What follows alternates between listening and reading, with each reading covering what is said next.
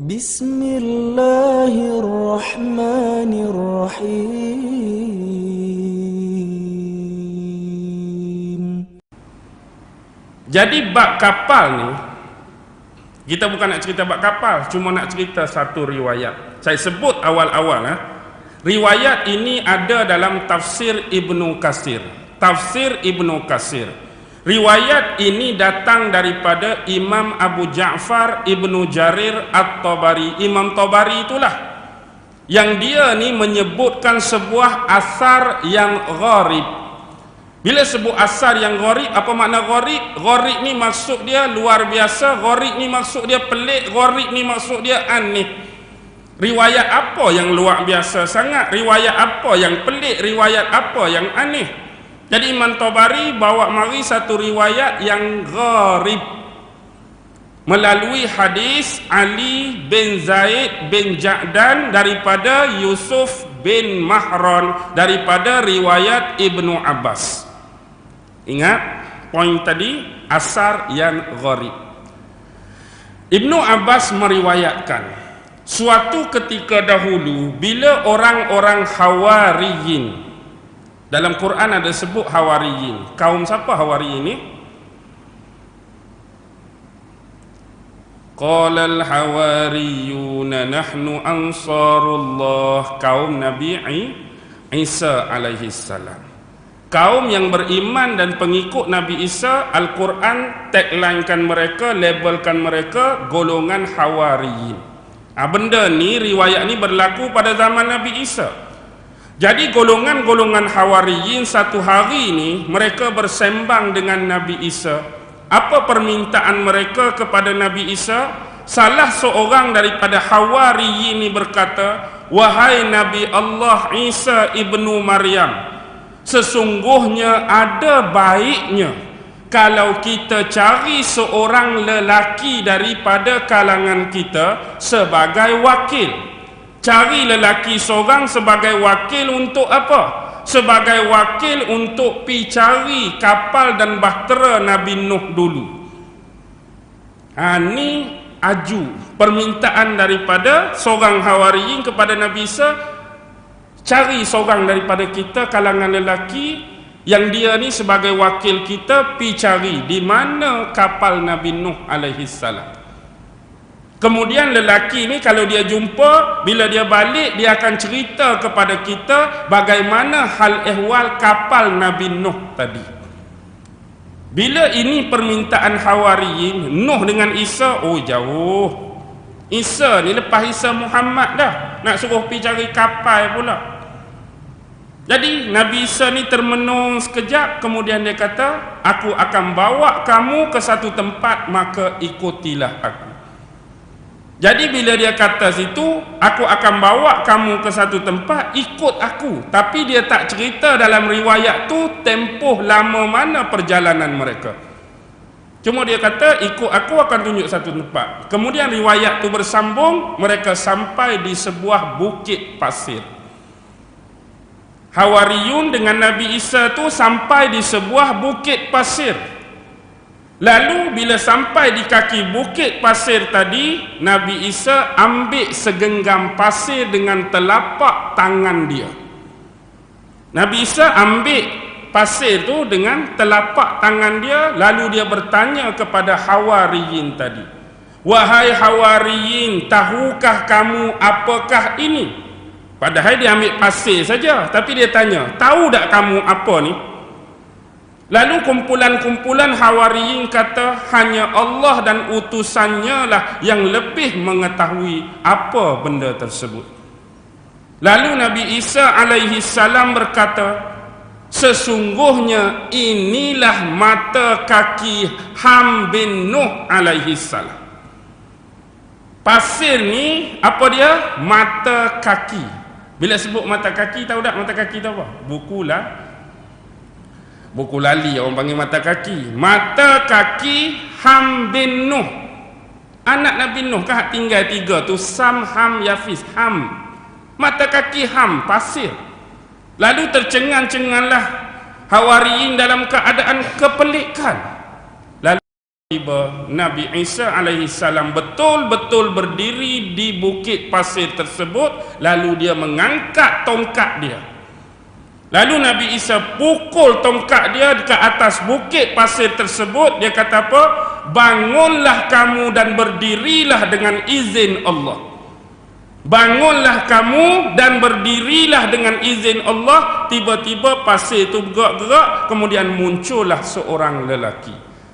Dalam keadaan dia muncul tu duk kibah-kibah pasir duk atas rambut dia. Macam seolah-olah ada orang dalam pasir tu, bila dia keluar penuh pasir atas kepala, dia duk kibah-kibah. Bagaimana rupa orang tersebut? Dalam keadaan sudah muka dia nampak tua dan rambut dia dipenuhi dengan uban. Lalu Nabi Isa dilihat oleh Hawariyun. Nabi Isa tanya lelaki yang baru keluar dari pasir ni, dalam keadaan inikah kamu meninggal dunia? Dalam keadaan lagu ni ke? Muka hak tua rambut berubah? Tidak. Aku meninggal dulu dalam keadaan muda. Tetapi bila aku mati, aku mengingatkan bahawa kiamat sudah pun berlaku. Allah ambil nyawa dulu, bila dia mati tu dia ingat tu dah hari kiamat. Hingga takutkan aku pada hari kiamat, menyebabkan aku duduk dalam pembaringan dan permakaman aku ini sangat takut sampai wajah aku ubah jadi tua, rambut aku hak hitam semua jadi putih. Faham ke tak ni? Setakat ni faham? Siapa tu? Ham lah tu, anak Nabi Nuh. Dia mati muda, tapi takut dia mati dulu, ingat hari kiamat berlaku dah, sampai muka dia nampak tua, rambut dia beruban. Lalu Nabi Isa tanya kepada dia dua soalan. Dah kamu nak tahu pasal kapal Nabi Nuh kan? Ni anak Nabi Nuh hak duduk dalam kapal ni. Apa soalan Nabi Isa? Yang pertama dia kata, ceritakan kepada kami bagaimanakah keadaan, rupa bentuk dan hal ehwal bahtera Nabi Nuh alaihi salam. Lalu hang pun bercerita, sesungguhnya bahtera Nabi Nuh alaihi salam panjangnya ialah 1200 hasta. Hang kata panjang dia 1200 hasta, manakala lebarnya ialah kanangkan dan dicuci. Ni kata Asar Gharib ni, jangan pelik ya. Ni buka Ibnu Katsir boleh tengok.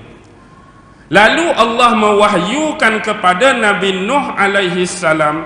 Allah wahyu kepada Nabi Nuh, wahai Nuh, kamu pi geletek ekor gajah.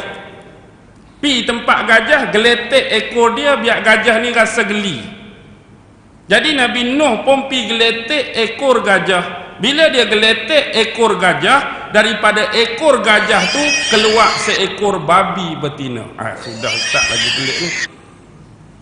Geletek ekor gajah tu keluar babi betina. Bila keluar babi betina lihat duk melahap kotoran-kotoran hak ada duk atas kapal. Najis ada atas kapal, kawan tu hak jom makan.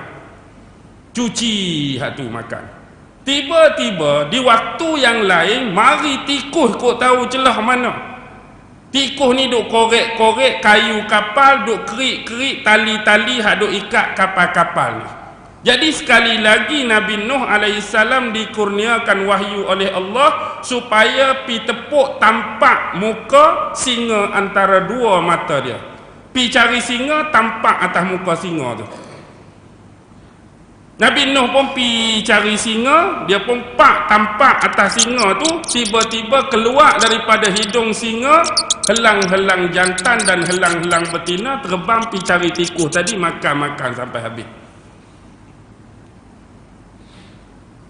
Soalan yang kedua, tadi yang pertama. Yang kedua, wahai Ham, bagaimanakah Nabi Nuh boleh tahu bahawa semua daratan pada waktu tu sudah ditenggelami oleh air? Bagaimana Nabi Nuh boleh tahu?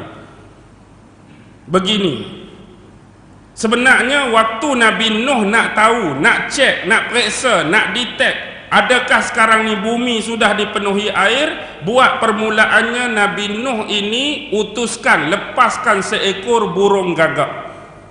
Gagak hang cuba pi cek semua kawasan dah tenggelam atau belum. Tiba-tiba gagak ni terbang, dia sampai satu kawasan, dia tengok banyak bangkai. Bila tengok bangkai, gagak tu pun turun, duk galik makan, dia terlupa pesanan Nabi Nuh tadi.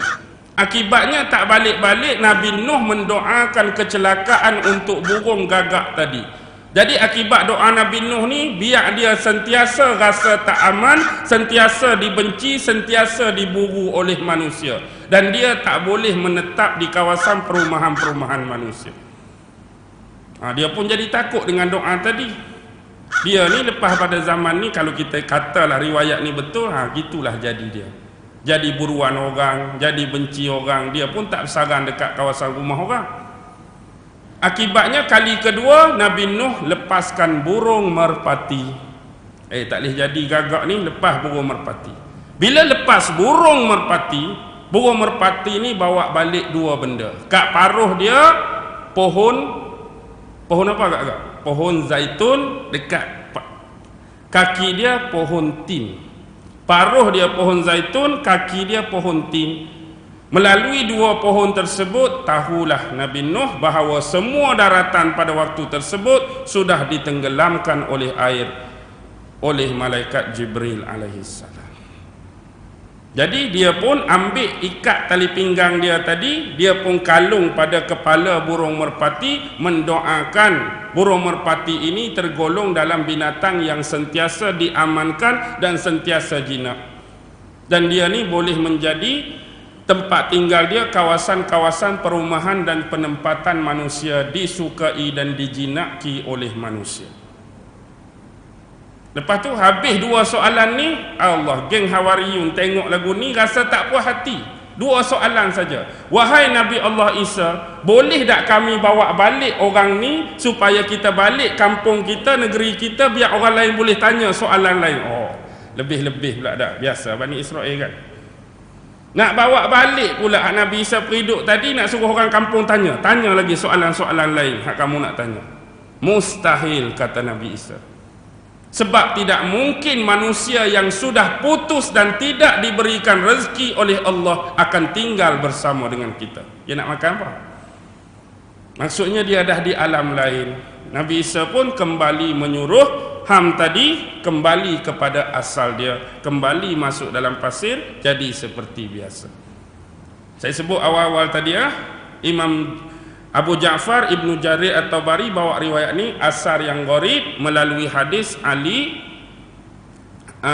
Ibnu Zaid Ibnu Jaddan daripada Yahya bin Mahran daripada riwayat Abdullah Ibnu Abbas. Nak cari rujuk tafsir Ibnu Katsir.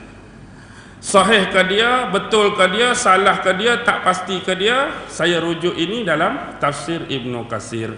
Ibnu Katsir letak dalam tu sebagai salah satu pembicaraan tentang ayat wasna'il fulka bi a'yunina wa wahyina tadi.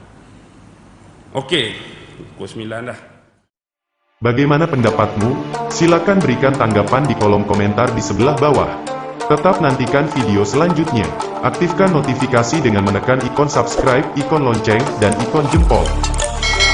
Terima kasih sudah menonton sampai akhir video ini. Semoga topik ini bermanfaat. Kami doakan semoga Anda sehat selalu. Oke, sampai jumpa lagi di video selanjutnya.